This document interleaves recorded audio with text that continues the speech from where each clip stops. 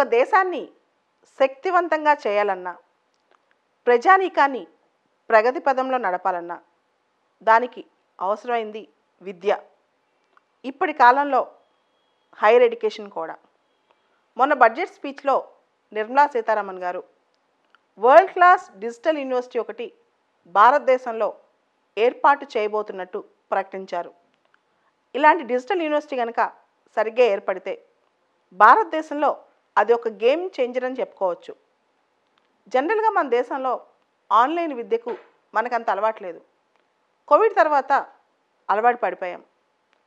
కానీ మనలాంటి దేశంలో అర్బన్ రూరల్ గ్యాప్ చాలా ఎక్కువ ఉంది, డిజిటల్ డివైడ్ చాలా ఎక్కువ ఉంది. సో ఆన్లైన్ ఎడ్యుకేషన్ ఎంతవరకు సక్సెస్ అవుద్ది, దాన్ని ఎంతవరకు ప్రజలకు తీసుకెళ్ళటం అనేది అందరూ ఆలోచిస్తున్నారు. ఈ డిజిటల్ యూనివర్సిటీ వల్ల ఇది కనుక సక్సెస్ అయితే భారతదేశం వర్చువల్ ఎడ్యుకేషన్లో వరల్డ్ లీడర్ అయ్యే అవకాశం ఉంది. దీన్ని కనుక మనం రైట్ డైరెక్షన్లో నడపగలిగితే. కానీ ఈ టైంలో డిజిటల్ యూనివర్సిటీ అనేది చాలా అవసరం. మన నేషనల్ ఎడ్యుకేషన్ పాలసీ ప్రకారం 2020 నేషనల్ ఎడ్యుకేషన్ పాలసీ ప్రకారం higher education gross enrolment ratio ఇప్పుడు 27% ఉంది. 2035కి అది 50% తీసుకెళ్ళాలి. ఇది తీసుకెళ్లాలంటే ఖచ్చితంగా మనకు తెలుసు, హైయర్ ఎడ్యుకేషన్కి వెళ్ళాలంటే కొంతమంది మధ్యలోనే చదివి ఆపేస్తారు. అనేక కారణాల వల్ల ఉద్యోగాలు, వ్యాపారాల్లో హౌస్ వైఫ్స్ ఉంటారు, అడల్ట్ ఎడ్యుకేషన్, ఇలా చాలా కావాల్సి వస్తాయి. వీటన్నిటికీ మనకు కావాల్సింది ఖచ్చితంగా digital university. So new national education పాలసీని ప్రమోట్ చేయాలంటే ఖచ్చితంగా డిజిటల్ యూనివర్సిటీ ఒక ప్రధాన భూమిక అని చెప్పొచ్చు. ఈ మధ్య అంటే నిన్న ఫిబ్రవరి 21వ తారీఖు రోజు ఒక వెబినార్ జరిగింది. అనేక మంది భారతదేశంలో ఉన్న ఎక్స్పర్ట్స్తో, ఎడ్యుకేషన్ ఎక్స్పర్ట్స్తో అండ్ ఈ ఎడ్యుకేషన్లో యూజీసీ, ఏఐసిటిఈ వీళ్ళందరితో కలిపి ఒక వెబినార్ జరిగిందనమాట. Achieving Atmanirbhar through the Amrit mantra of digital education and dynamic skilling అని. అంటే ఆత్మనిర్భర్ భారత్ అనేది డిజిటల్ ఎడ్యుకేషన్ ద్వారా డైనమిక్ స్కిల్స్ ప్రమోట్ చేయడం ద్వారా ఏ విధంగా తీసుకురావచ్చు అనే దాని మీద. దానిలో ప్యానలిస్టులు చాలా విషయాలు మాట్లాడారు.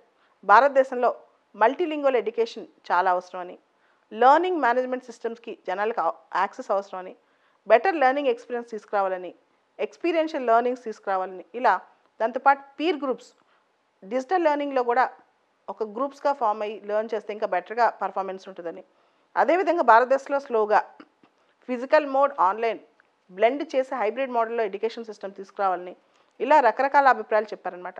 కానీ ఇవన్నీ సక్సెస్ అవ్వాలంటే భారతదేశంలో ఉన్న 6 లక్షల గ్రామాల్లో బ్రాడ్బ్యాండ్ హై స్పీడ్ ఇంటర్నెట్ కావాలి. మనకు తెలుసు, దాని గురించి ఒక ప్రాజెక్ట్ ఉంది మనకి, భారత్ నెట్ అని చెప్పి. ఇది చాలా సక్సెస్ఫుల్గా మనకి ఈ ప్రాజెక్ట్ ఇంప్లిమెంట్ అవుతూ ఉంటే, ఆల్రెడీ ఈ ప్రాజెక్ట్ ఎప్పటి నుంచో స్టార్ట్ అయింది, ఇంప్లిమెంట్ అవుతుంది అంటున్నారు. కానీ ఇది 100% పర్ఫెక్ట్ అయ్యి బ్రాడ్బ్యాండ్ కనెక్టివిటీ ఉంటేనే రూరల్ వాళ్ళకి ఈ డిజిటల్ యూనివర్సిటీలో ఉపయోగం ఉంటుంది అనమాట. దాంతోపాటు మన దేశంలో మహిళలు ట్రైబల్ ఏరియాస్లో ఉండేవాళ్ళు, మౌంటైన్ స్టేట్స్లో ఉండేవాళ్ళు, విలేజెస్లో ఉండేవాళ్ళు, ఇలా రకరకాల వర్గాల వాళ్ళకు కూడా ఈ డిజిటల్ యూనివర్సిటీస్, అంతేకాకుండా హెల్త్ వర్కర్స్ ఉన్నారు, ఆశా వర్కర్స్ కానీ, దాంతోపాటు ఎవరైతే చదువు మధ్యలోనే వదిలేశారో తర్వాత అడల్ట్ ఎడ్యుకేషన్ కానీ, కొంత స్కిల్ నేర్చుకుని వదిలేశారో అప్ స్కిల్లింగ్ కానీ.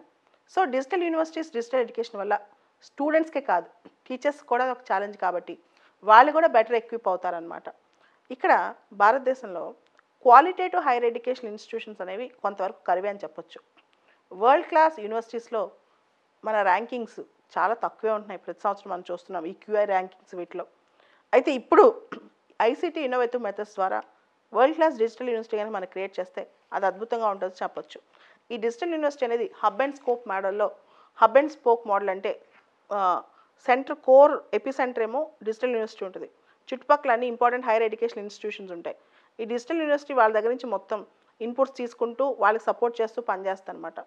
ఇలాంటి హబ్ అండ్ స్పోక్ మోడల్ ద్వారా ఇంకా అద్భుతంగా ఒక డిగ్రీ ఎడ్యుకేషన్ కానీ, డిప్లొమా ఎడ్యుకేషన్ కానీ, రకరకాల సర్టిఫికెట్స్ కానీ హైయర్ ఎడ్యుకేషన్ ఇన్స్టిట్యూషన్స్తో ఈ డిజిటల్ యూనివర్సిటీ కొలాబరేట్ చేసి చేయొచ్చు అనమాట.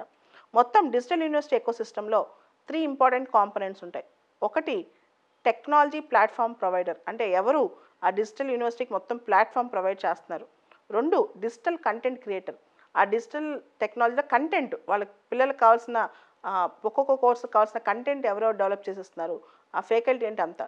3వది హైయర్ ఎడ్యుకేషన్ ఇన్స్టిట్యూషన్స్, అంటే platform provider, content creator and linking with higher education institutions అనమాట.